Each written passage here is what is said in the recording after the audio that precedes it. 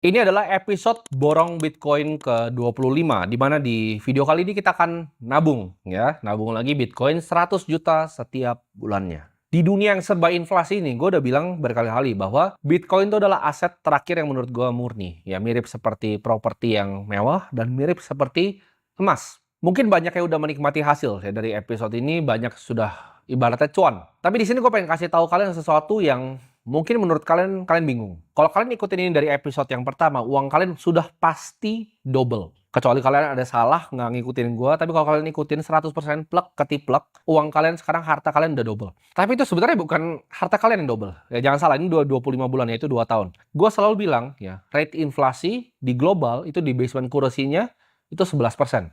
3% tuh inflasi realnya dan 8% tuh uang yang dicetak. Jadi emerging market itu bisa lebih, bisa 15%, 17%, sampai 20%. Jadi kalau lu ngerasa uang lu double, itu bukan uang lu yang double. Tapi lu berhasil membekukan, gue sebutnya, economic value lu ke 2 tahun ke depan. Jadi uang kan adalah konsepnya energi. Energinya ini kita bekuin. Dengan lu beli Bitcoin, energinya kita bekuin, kita pindahkan 2 tahun ke depan. Tapi ini adalah energi yang sama sebenarnya, sama yang lu bisa lakukan dulu. Jadi ini trik sulapnya. Bukan semua orang yang ikutin gua itu yang tambah kaya, tapi semua orang yang gak ikutin mulut gua itu yang tambah miskin. Semua orang ya di dunia ini yang gak ikutin borong Bitcoin, gua nggak ngomong di negara ini, tapi di dunia ini yang gak ikutin borong Bitcoin gua, itu economic value-nya tergerus. Mau lu di Argentina, mau lu di Turki, mau lu di Nigeria, mau lu di Indonesia, mau lu di Thailand. Doesn't matter, semuanya kalian itu tergerus bareng-bareng. Kalian mungkin lihat selama 4 tahun sampai 5 tahun terakhir, emas itu dalam 2 tahun terakhir itu mengalami kenaikan yang signifikan. Itu juga sama, ya. Emas itu formatnya mirip seperti Bitcoin. Uang yang murni, tapi emas inflasi 2%, ya. Kalau fiat itu bisa 11 sampai 17%, tergantung lu di negara apa. Emas itu inflasi 2%, karena emas itu bisa ditambang lagi. Kalau kita lihat ya, gue baru kemarin ketemu teman gue, salah satu direksi di bank besar di Brazil, New Bank. Dia cerita, Brazil itu risk free rate-nya itu 14%, teman-teman. Jadi risk free rate itu apa? Itu adalah rate di mana kira-kira itu uang yang tidak bisa beresiko, maksudnya return obligasi biasanya. Indonesia itu ada di angka 6 sampai 7%. Sedangkan Brazil itu 14%. Makanya banyak sekali orang Jepang itu melakukan yang namanya carry trade di sana. Dan 10% dari transaksi remittance di Brazil itu sudah menggunakan USDT, teman-teman.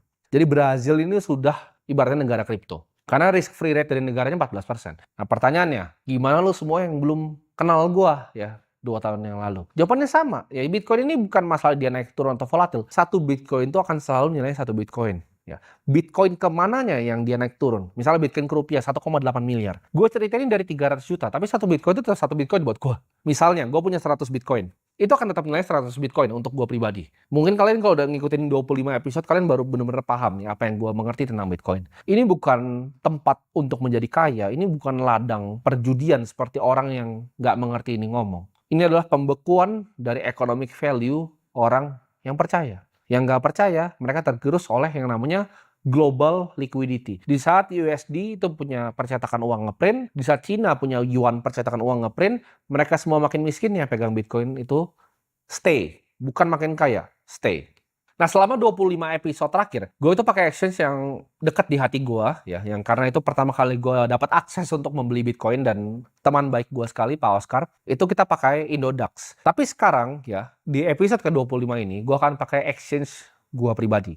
Ya, balik lagi, gue tidak ada paksaan sama sekali teman-teman untuk pakai, gue tidak peduli. Tapi ini kenapa gue bikin exchange? Ini adalah hadiah gue untuk negara ini. Karena tanpa ada Bitcoin, itu nggak ada Timothy yang lu bisa ngomong di kamera seperti sekarang. Gue nggak punya tempat untuk nge-freeze economic value gue ke masa depan. Ya, mungkin gue kena tergerus, gue mungkin, wah coba-coba dengan saham bagaimanapun caranya. Karena gue tuh tahu dari dulu uang tuh debasing, ya uang tuh turun. Jadi gue coba-coba bisa bahkan rugi gitu. Tidak akan ada gue sekarang, tidak akan ada Timothy seperti ini. Jadi ini cara gue untuk give back ke kalian supaya kalian semua bisa akses Bitcoin dengan gampang. Bahkan gue bikin mulai dari Rp1.000.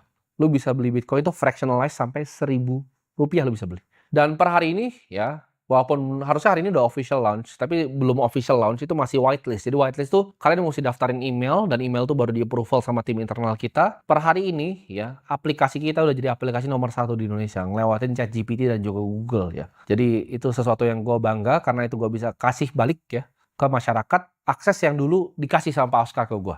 Jadi ini gue pengen lanjutin ibaratnya tongkat estafetnya untuk bikin seluruh penduduk Indonesia itu bisa punya akses untuk membeli Bitcoin. That's it, that's all. Ini bukan untuk memperkaya gue, karena balik lagi, uang gue di Financial Marat sudah lebih dari cukup. Ya, gue tidak butuh untuk bikin exchange untuk makan. Ini adalah format gue pengabdian untuk bangsa. Kalian bisa tanya, ya, owner-owner exchange yang lain, exchange tuh nggak bikin uang sebesar itu. Nggak sebesar yang kalian bayangin. Gue bukan datang dari keluarga konglomerat, gue bukan sekolah di Harvard, gue adalah orang yang sama seperti kalian. Orang yang sama yang pernah dicurangi sama sistemnya. Jadi, gue nggak pengen lagi ada orang yang punya persepsi bahwa Bitcoin adalah cara untuk jadi kaya. Bukan. Bitcoin itu hanya cara untuk tidak miskin.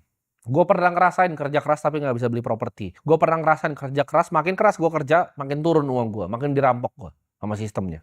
Bitcoin itu bikin gue sadar bahwa makin kerja lu keras ya, bukan masalah lu kerjanya keras, tapi sistemnya curang. Dan di situ gue berjanji ke diri gue sendiri, ketika gue berhasil keluar dari sistem ini, gue akan bantu kalian semua keluar. Ya, mungkin waktu itu bantuan gue dari segi media, gue coba sosialisasi dari sekitar 25 bulan yang lalu. Ya, jadi ini bukan episode yang baru. Buat teman-teman yang baru kenal gue, ini udah 25 bulan yang lalu gue bikin. Waktu itu Bitcoin masih 300-an juta. Masyarakat Indonesia masih banyak yang teriak ini judi, ini scam. Sekarang ini aset kelima di dunia yang ngelewatin Amazon. Jadi tanpa lama-lama, kita langsung aja mulai borong Bitcoinnya. Oke, ini udah nyampe di aplikasi gua ya, di vlog namanya.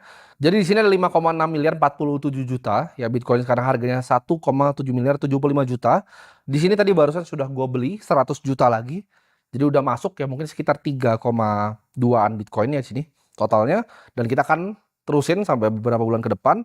Cara beli simpel banget, kalian tinggal klik Bitcoin di sini, tinggal buy ya, masukin mau berapa IDR-nya dan kalian tinggal klik continue. Tapi tadi udah gue beli ya buat kebutuhan syuting ini, dan sekarang sudah di 5,6 miliar 47 juta. Dan di sini ya ada banyak ke token-token yang lain, tapi kan kali ini kita coba bikin episode di mana kita akan fokus untuk borong Bitcoin. Di sini ada walletnya juga, jadi bisa lihat di sini dan ada jumlah IDR-nya di sini.